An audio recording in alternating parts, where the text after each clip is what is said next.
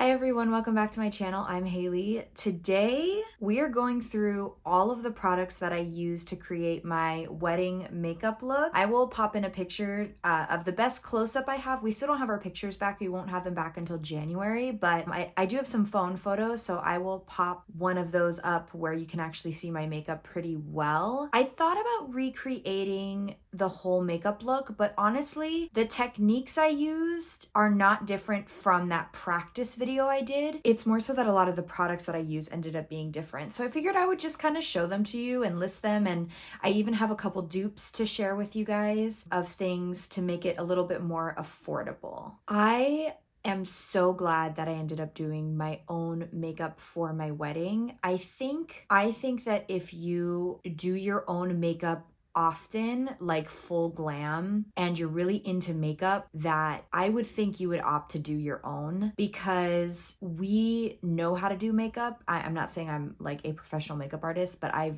love doing full glam looks. I mean, that's my jam. I did a practice makeup look with a makeup artist that I hated. It's just that she didn't know my face as well as I do, and she didn't know about like my hooded eyes and that certain liners won't look good, and she didn't have a liquid liner in her kit, and liquid liner is like everything to me, you know what I mean? Just things like that, like you know you best. I would say if you're not as skilled with makeup, or you don't do makeup on yourself as often, or you really want to save some time and stress on yourself, then maybe having a makeup artist come in and do your makeup would be best. But I really like how mine turned out, and honestly, it was really calming for me to do my own makeup the day of, because I was really nervous, not about getting married, but you know, it's almost like not a performance, but like everyone's going to be looking at you, and you're kind of the center of attention, which is not something I'm used to. And so that's more so what I was nervous about. Like, all these people are going to be looking at me. Even though they're people I know and love, I was still nervous about that part of it. So long story short, I'm glad that I did my own makeup. I kind of started to run out of time because the photographer came, and he was awesome, and he came kind of early for free just because he wanted to. That's just him. And so that kind of made me nervous when he got there half an hour early, and I still wasn't done with my makeup. So just take all those things into account. Congratulations if you are newly engaged or engaged and planning your wedding. It is such a special time. So let's get into the makeup. That was a very long intro. Okay, so on my wedding day, I did something that is very unusual for me, and I started with my eyes just because of fallout. I wanted to make sure the eyes looked really pretty. I wanted the eyes to almost be the focal point. Whereas usually I love doing my base first and then my eyes, because I just kind of like to see how everything's going to turn out. I actually started, we're going to get into the foundation later, but I took some foundation. Whenever I do my eyes first, I take my foundation and I kind of put it just right here, just so that that area is really covered, because, you know, it's not going to be as covered as when you do your base first and then the eyes, but I still wanted to have that really full coverage look. So I started by putting my eye makeup with a sponge all in this area over the eyelids and everything, under eyes, everything. And then I went in with this Anastasia eye primer. I really like this just because it has kind of a white base, and it's really good for helping eye makeup pop. Then I went into my Natasha Denona Glam palette. I bought this specifically for my wedding. I'll pop in a picture of my dress. It was very silvery. It had a lot of like sparkly silvery detail flowers all over it.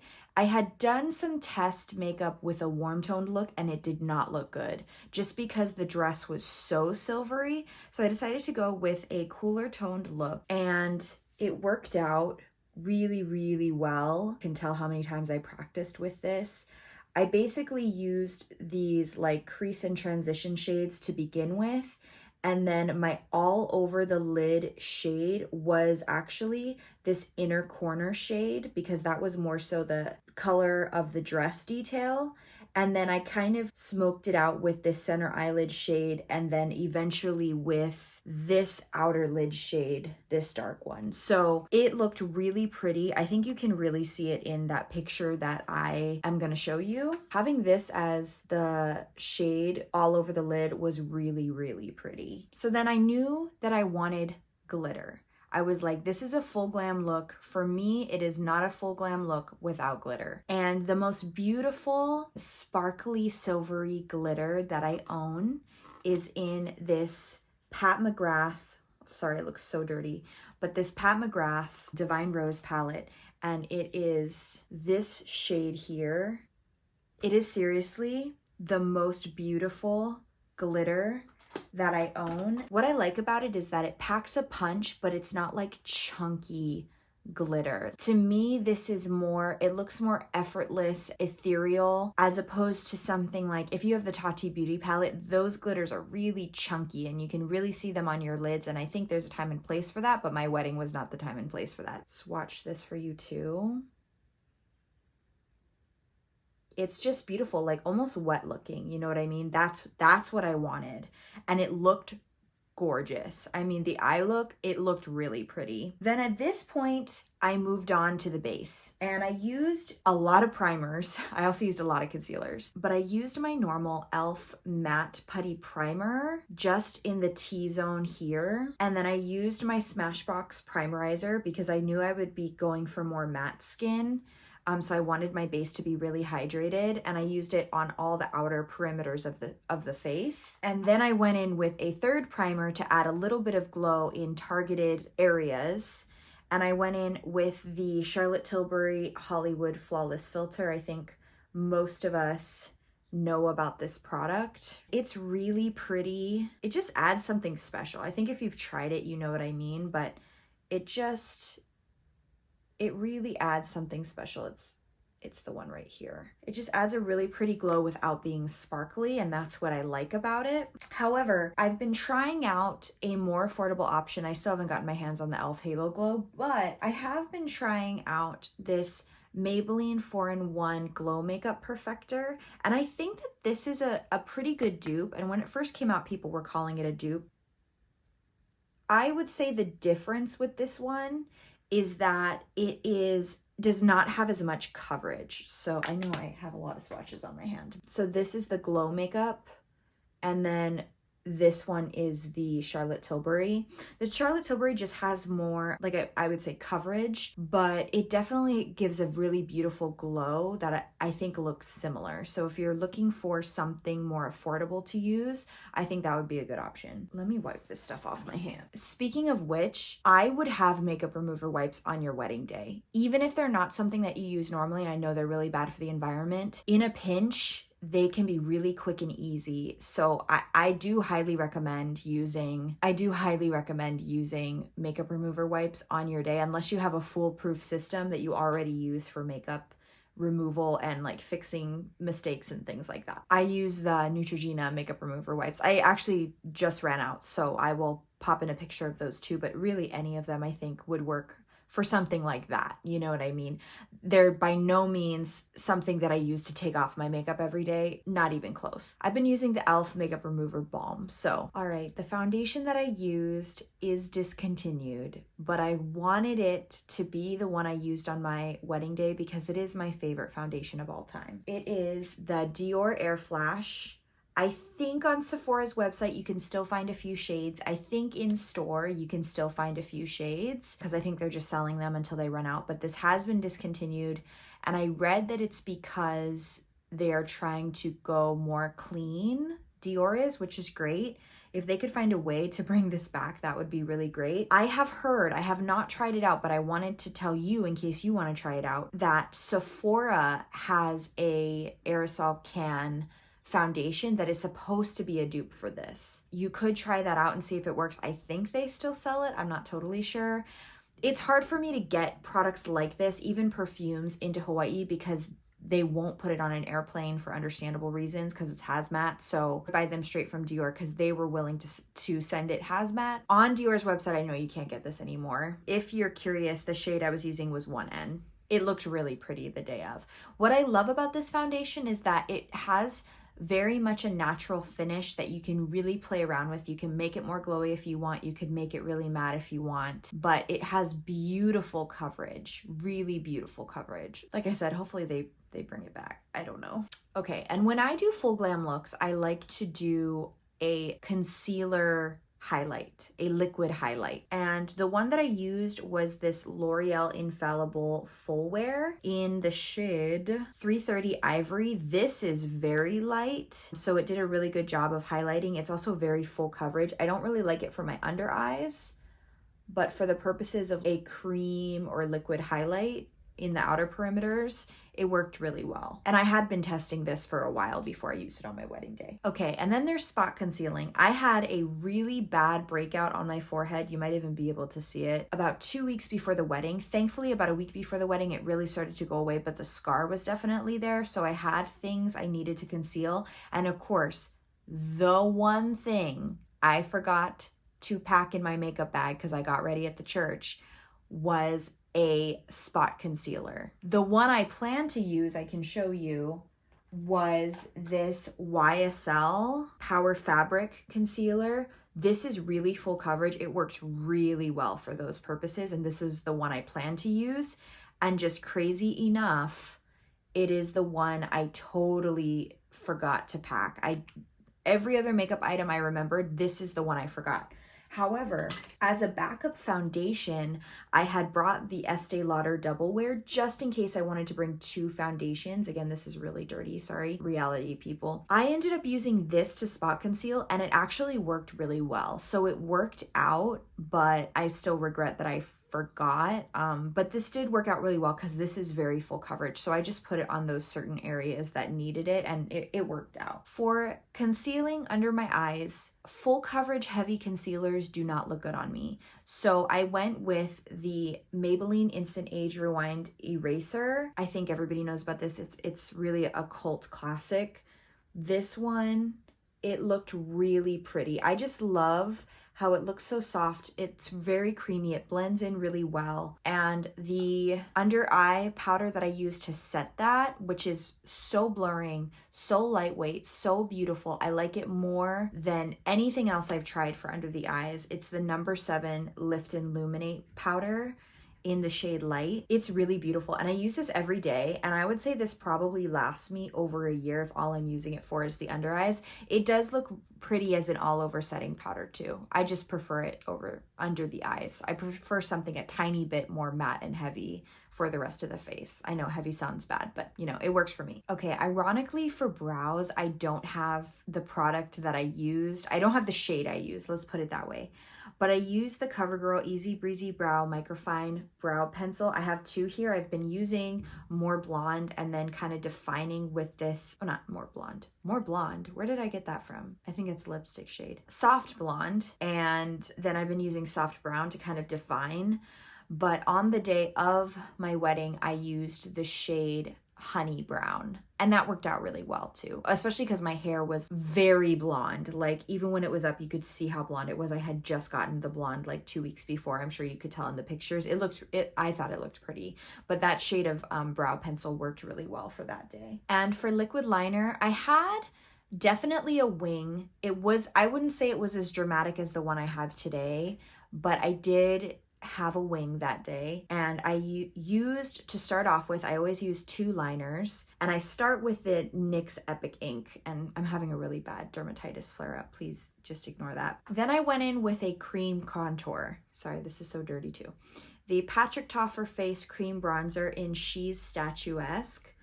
I didn't use the powder, but I did use the cream because this shade is a very like cool tone shade and works really well for contouring.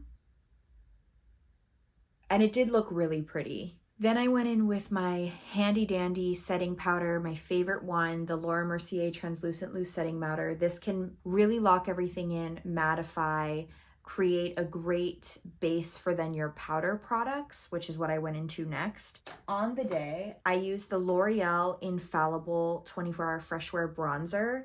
And what I like about this is that it's really pigmented, but not too pigmented.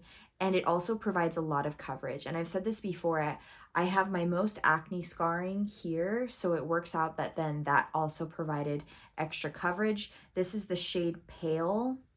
It's 200 and it worked really well. And then I just made sure at the end to also add some bronzer with my bronzer brush to like the sides, because I really think that helps blend everything together. So not necessarily dipping it back in, but that same bronzer brush, I then kind of like, I used what was left on the brush on the sides of my face down to my neck to help blend everything together. I had a heck of a time finding a blush and a lipstick. Originally, I was only going to use this Petal Primavera shade from Milani because it's very cool toned. I'll show you a swatch later, but a couple of days before my wedding, I had a very cool toned eye look on, and I had put on the NARS Orgasm blush, and it actually looked really pretty. Even though there are gold flecks in here, it looked really pretty with that eye look. And so I thought, oh, I can do a cool toned eye look with this blush. I don't know if you can see it, but I did just swatch it right there.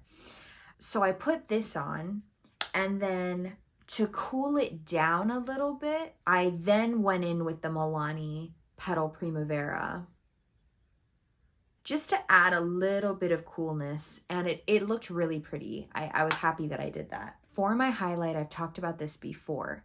A couple of days before, I picked up this highlight. It's MAC Extra Dimension Skin Finish in Double Gleam, and I loved it so much that I was like, I'm using this on my wedding day. And what I like about this is when you look at it, I don't know if the lights will show it as much as I can see it, but notice it kind of looks almost gold in the pan, at least to the naked eye it does.